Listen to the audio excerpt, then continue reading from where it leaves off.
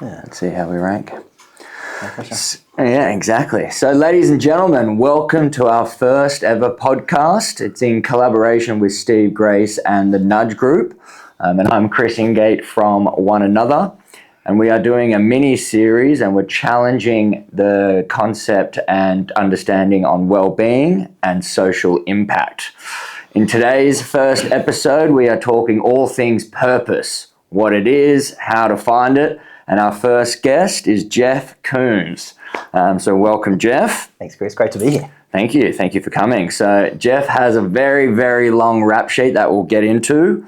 From being a Cranbrook boy in the Sydney eastern suburbs, which we won't hold that against him, from going over to America and bike riding across America, has an Order of Australia medal, has raised over $110 million for cancer research. It's a very, very long rap sheet.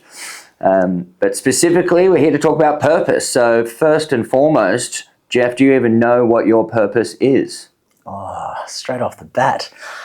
Yeah, I think my purpose is helping people find their purpose. So I found mine back in 2007 and have chased it ever since. And in doing so, have found that I love helping people connect deeper to their sense of purpose. Yep. Starting people on their journey with purpose, helping people do more, recognizing the value that it presents to all of us when we find it and when we get to live it. Mm-hmm. And for me, living it comes with helping people do more for their own cause. So how did you find that in 2007? What happened? I think I stumbled across it. Honestly, in 1996, I cycled across America. Sense of adventure and loved being able to just, choose to go traveling. Had lived a lot overseas when I was growing up. My dad was with Qantas, so the whole adventure of going overseas was always calling, but this adventure, cycling across America, doing it because we had nothing else to do. We were 26, we needed to be in Whistler for a ski season, we were doing the Aussie expat thing, and then, in doing that bike ride, fell in love with seeing a country by bike. Yep. Met some incredible people and recognised that hospitality that people showed, which, again, wasn't expecting, but it was beautiful.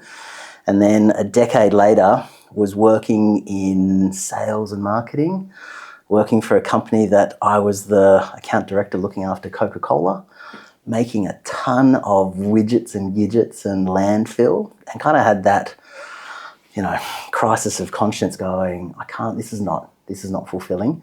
And about that time I found myself doing things, shave your head, grow your mo, do some of the walks, and then having cycled across America and did a few other trips, started seeing people do those sort of rides for a cause. And it's like, well, why don't I? I remember looking up, what is a charity bike ride that I could join? And there was one called Tour to Kids.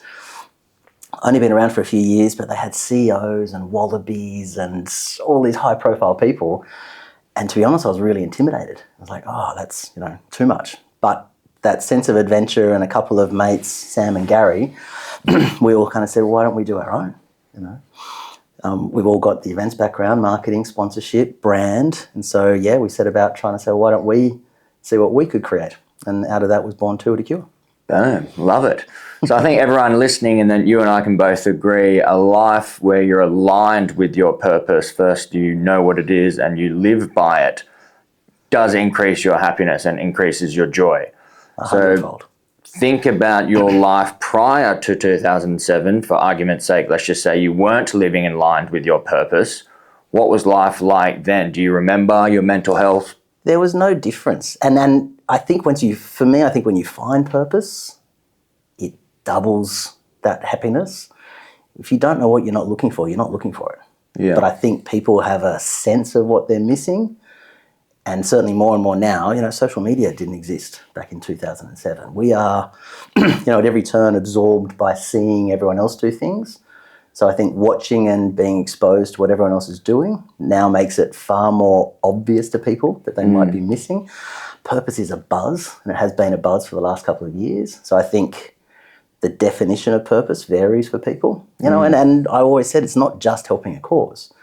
Someone's purpose could be the best footy coach going around, the best teacher, the best parent, the best partner. The definition of purpose is really finding what you are ultimately really passionate about and then pursuing it to the point where you get so much more out of giving it to others. Yeah. You mentioned, is that the first step in uncovering your purpose, just trying to find it? A lot of individuals are not even beginning, and where I'm coming at that is, in some of the workshops that we do at OneAnother, one of the big things is we talk about the negative impact social media has, and how do you find out your purpose if every single time you have 5 minutes to yourself, i.e. waiting for coffee or on public transport or even watching a sunset, that you bring out your phone and you're sitting on social media.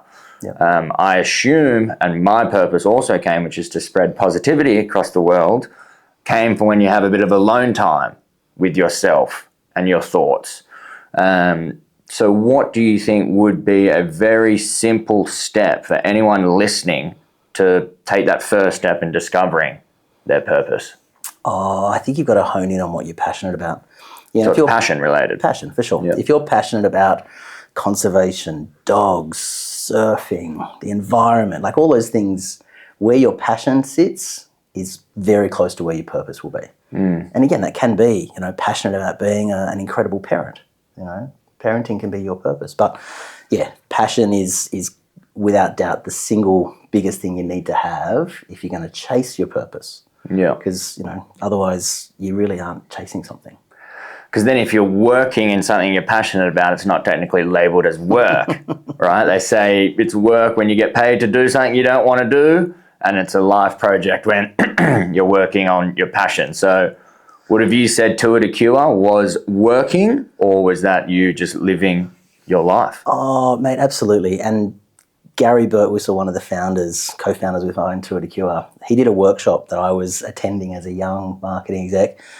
And in it, he showed this photo, and I'm not sure if your audience will know, a gentleman by the name of George Burns. He was this cigar-smoking Hollywood actor, and it was this photo of him looking happy as Larry, holding a cigar, a little bit politically incorrect, but underneath it said, the key to a long, happy life, find what it is you love doing, and then find a way to make money doing it. I was like, oh, hold on, that resonates. Resonates, yeah. The key to a happy life, find what it is you love doing, and then find a way to make money doing it. You'll never work another day in your life. And I think I found that, without a doubt, with Tour de Cure, when we started a cycling charity that took us around this beautiful country of ours, engaged us with incredible people in a corporate sense, as volunteers, people we interacted with when we gave them money, when they received things from us, visiting schools, all the things that now it's like, yeah, that's not work. That's a joy to be able to go and do. So Tour de Cure is a charity? Yep. How did you manage that conversation about when to pay yourself? Yeah, it's not an easy one, especially when you're starting a new charity.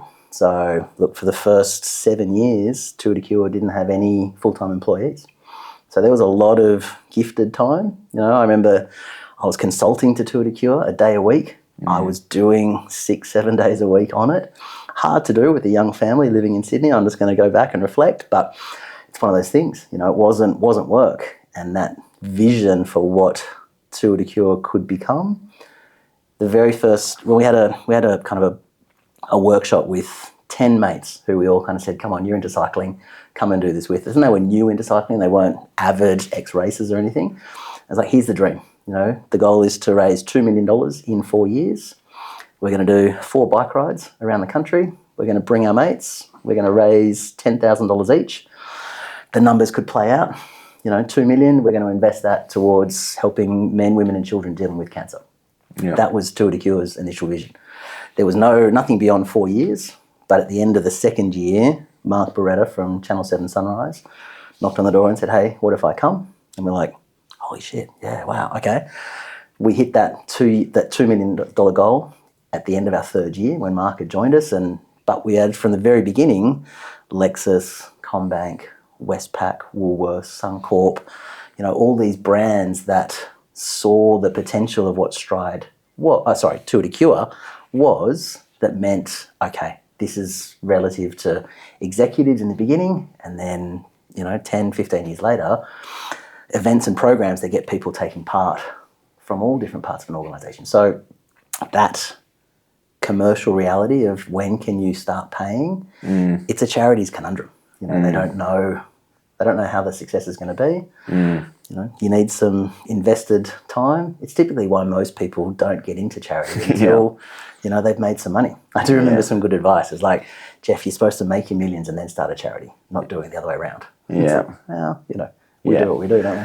Have you seen the documentary Uncharitable? I have. Yeah. I have, yep. So for anyone listening, definitely go and watch it. It essentially throws everything on its head about what we know about donating to charity. You know, how do we expect charities to change the world if they can't spend on admins or salaries or advertising? It's a very, very inspirational show. But question for you, at the start of this, we mentioned that living your purpose is finding your passion. But I believe you weren't passionate about cancer initially. You sort of just randomly selected cancer to support. And I'm sorry if I'm wrong. No. It wasn't random. When we first set up Tour to Cure, we were set up with the ACNC as an ancillary trust. And our first job was to raise funds on behalf of Australian health issues. Yep. That was what we were first nominated for. We chose cancer. We chose cancer because it needed the most help. Heart disease is the number one killer. Cancer is close behind. I think cancer was potentially a little bit relevant to a few of our people, so we chose it. For me, you know, it was never like cancer. I'm very lucky. It still isn't a cause that I've personally been afflicted by. Haven't lost a loved one. Have lost friends that I've met through Tour to Cure. But we initially said, right, we'll raise $2 million in 4 years for cancer, and then we might go and do something else. And it probably would have been mental health. Yeah. But at the end of the third year, everyone that was joining us was so connected to cancer, and you're just on a journey. And you realise that goal of raising $2 million, as we thought, and in those days I thought that was a crazy amount of money. And then you realise that it's far from what's needed. You know, it's a skerrick of what's needed. So you made the comment before, Tour to Cure has now raised $130 million since 2007. Wow. Funded over 1,000 research support and prevention projects. Shared a cancer awareness message with probably over 200,000 school kids, teaching them the healthy choices to prevent cancer. And probably the most notable would be it's achieved 150 scientific breakthroughs. So that progress, that the funds that we raise invested towards research, and those research theories and hypotheses are proving correct. So progress towards curing cancer. Boom. So why'd you step away from it all? Sounds epic.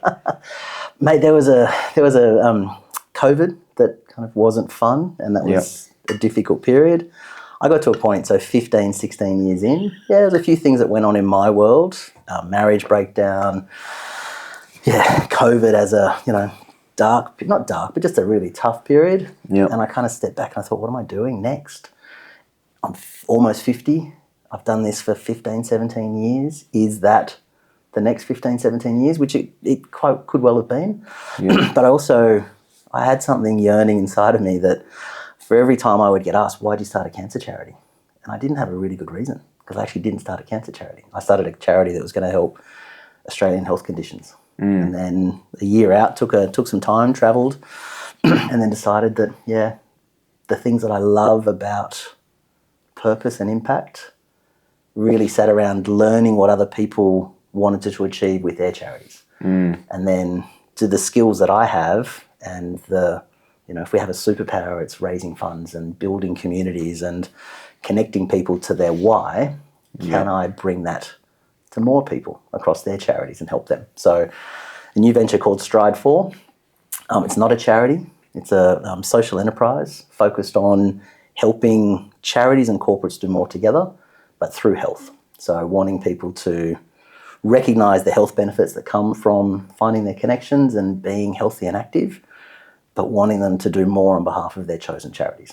So Stride will help mental health, cancer, disabilities, Indigenous families and the environment. So 6 different charity sectors, and any charity within there can take part in our events.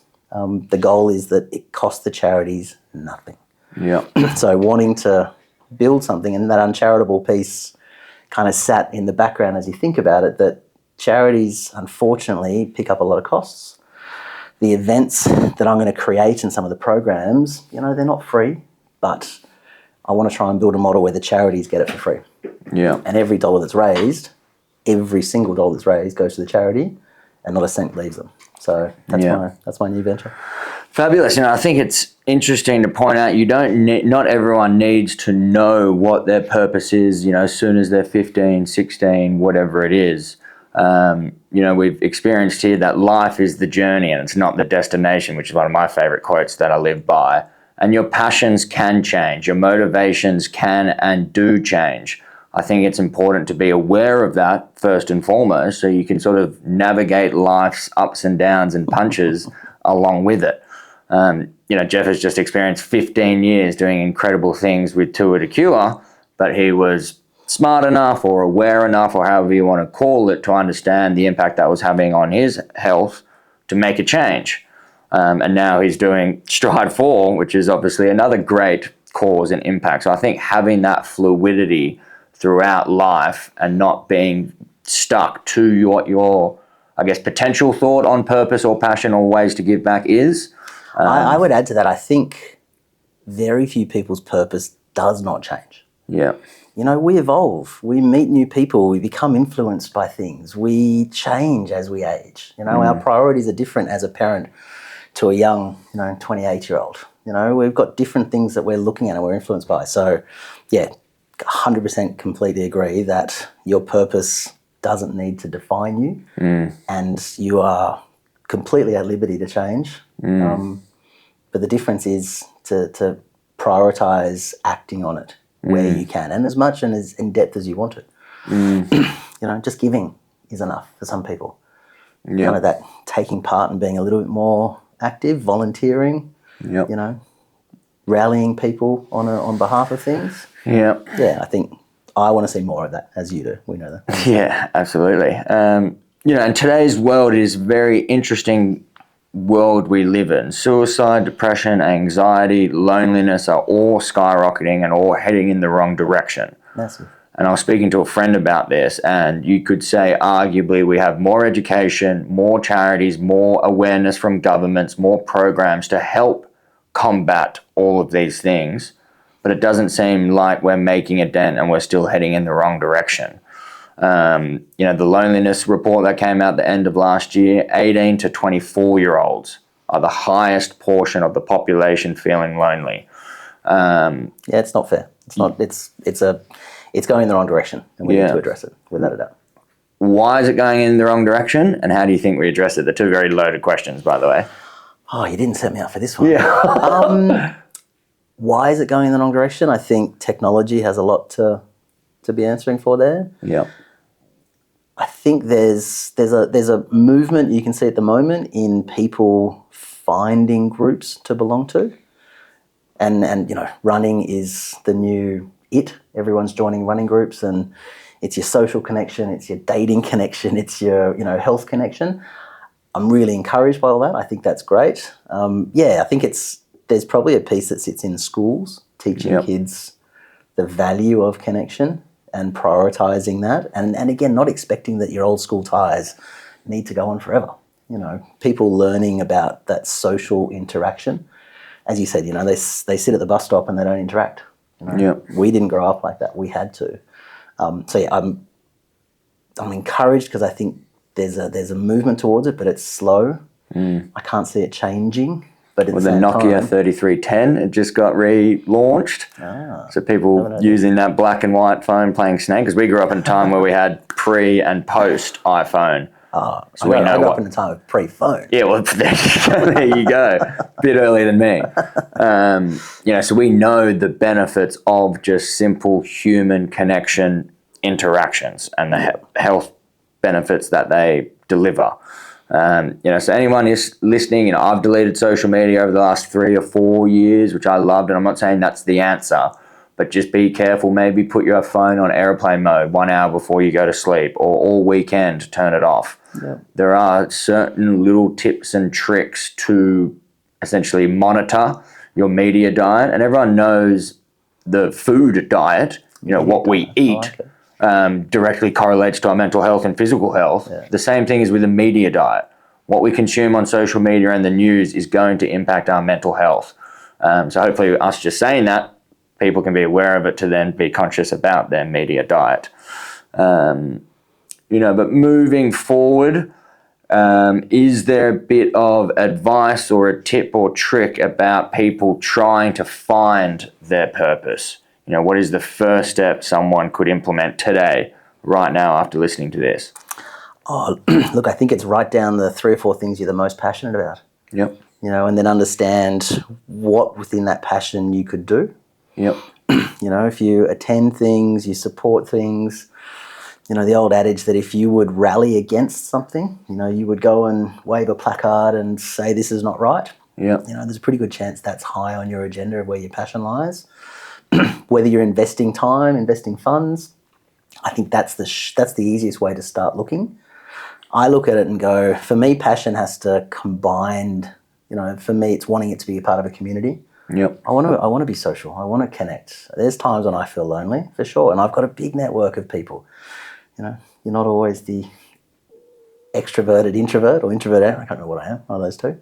Yeah. But there's lots of reasons that when you find those groups, the benefits of finding them, and I saw it in spades. Tour de Cure had an incredible group of people that kept on growing, and I think to not feel like you're alone in that regard. There are so many wonderful groups out there. The difference is having that confidence to step in and say, can I come and join you? Yeah. And some groups are incredibly open and inviting and others not so, but, find those groups that you're akin to. Yeah. And that's a huge point. So write down your 3 to 4 passions. The next point, which you mentioned before, was when starting the Tour de Cure, you were scared or had fear because everyone was CEOs and wallabies. So I assume that is a very big first hurdle where people may have their passions or may want to go to a group event or may want to, any elements of life. Fear. I don't know if anyone's read the Growth Mindset book, but essentially and the obstacle is the way. There's a few books which overcome this, but head in the direction of fear. It's never as scary as you think. It's and what's the worst going to happen? No. You're in the same position as you were prior to that fear. Sure. He's just told you a very inspiring story from overcoming that fear and having 17 years and $130 million raised from overcoming that fear. On the flip side, he might have tried, if he was too scared, he might have tried something else. I remember distinctly, I told too many people that I couldn't back out. Yeah. And I think there's something in that. So that, yeah. And harder now that we're not as socially engaged. Yep. But, put it out there to the world. And it's, as you make the point perfectly, it's never as bad as we think. Yeah. Going to the dentist is never as bad as you think. Yeah. So, take a leap of faith, back it. Yeah. And tell, especially if you're starting something. And I don't know if I advocate that. I think there's potentially too many charities. I think we need to rationalise a bit. But, if you're going to start something, tell too many people that you can't back out. Yep. And for me, all those people that I told, and a number of them recall very much this going, Geoff, you were so passionate, we couldn't not get behind you. And we thought, what's the worst? If it doesn't get up, we gave it a try. Yeah. And, if we hadn't have all had that backing and self-belief from people, who knows? Yeah. Tour de Cure and cancer wouldn't have 130 million. Absolutely.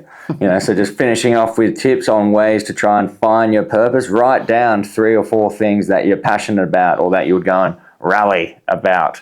Even potentially if you're fearful on some of those things, write down the pros and cons or the benefits of overcoming that fear so you can see on paper, that it's not as scary as it eventually would. And then tell some of your accountable friends, family, loved ones, colleagues, what you're going to do and, potentially tell them to keep you accountable to all of that. Yeah. So in summary, Geoff, this is a selfish question from me. What's on your bucket list to do? No, look, Stride is the big goal. So I want Stride to, at the end of 2024, have raised over $2 million, which is... You like that too? Well, you like that $2? And that's it. The goal was to raise $2 million in 4 years. Mm-hmm. Nearly 20 years later, I reckon I can raise $2 million in 1 year. Yep. But I want to create a community of people that go, this is where I can find how I can give and give back, but do it in a healthy way. Yep. So the events for people to come and take part, Stride 4-Day on the 24th of October. Yep. A festival of purpose, supporting 6 different charity sectors, raising millions of dollars. each charity gives us a high impact project. Yep. So we'll know where the funds are going to go. And to that point before about uncharitable, if a charity raises 100 grand, every cent goes to them. 25 grand is earmarked for a project. The other money goes to the charity to purpose well, Yep. which is untied, which means they can invest where they see fit. So it's working closely with the charity sector, corporates to do more. And I want to, you and I are on the same page there. I think there's an opportunity for corporates to stop talking about it and actually doing it. Yep. Put some more money behind it and realise that the charities are their beneficiary and not charge them. Volunteering is not an easy thing for a charity to execute. Yep. And in fact, it typically costs them more money than they make. So that balancing act of social impact, corporate social responsibility, investing in the well-being of their staff. And if that's a bucket list, I don't know, I reckon 10 years from now, Stride has raised 200 million. Boom. Yeah, why not? Let's do that. Well, it's recorded. There we so we go. got the timestamp of that. 10 years, 10 years. $200 million raised. Helped contribute $200 million. Through Stride. That'll be thousands of projects. That'll be tens of thousands of people. They'll be healthier, happier. Yep. Causes will be the beneficiary with 100% flow through to them. Yep. Corporates will see the value of engaging their staff in well-being as well as impact. Yep. That'll make me happy. Love it. Ladies and gentlemen, you've heard it here first. We'll have all the links and our websites and our socials and our information if any of this was of interest or hopefully inspiring and provided educational tips. Please let us know on ways to improve it. This was my very first podcast hosting. I love doing it, but ultimately we're here to give you guys information and give you guys tips and educational support. So Well done, thanks mate. for tuning in. Cheers. Boom.